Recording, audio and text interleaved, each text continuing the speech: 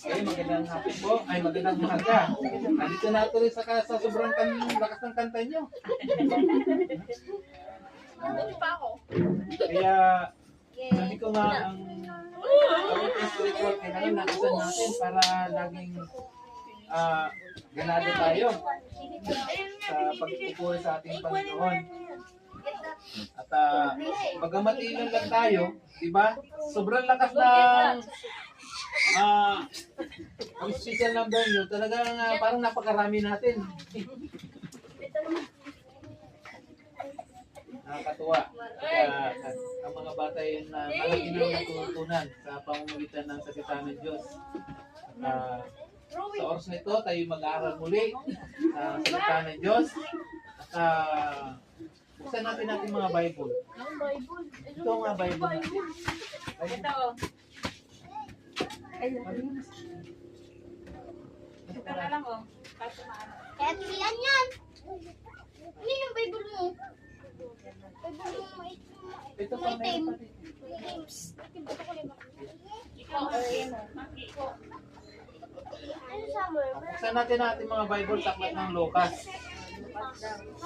Lucas chapter 16, verse 13. chapter 10. 16:13. Okay, sabay-sabay natin basahin.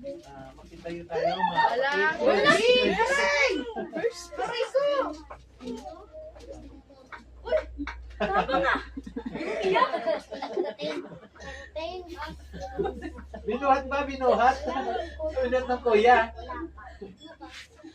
Ano to? Ano ba? Hindi naman nasaktan. Ito ko yung kamay niya. Okay na, sige pa. Mga bata, kung nakita na yung ating pag-aaralan na verse sa aklat ng Lucas, chapter 16, Walang aliping verse 13. Nakita na ba? Opo! Sige, magsasayo tayo. Mga bata, mga nanay. Ready, go! Walang aliping maaaring paglinggo sa dalawang Panginoon sapagkat kamulian ang ating sa pag-ibig. Hindi gayahin dapat sa isa, kawawala ng halaga ang dalawa. Hindi kayo maaaring paglinggo sa Diyos at sa kayamanan.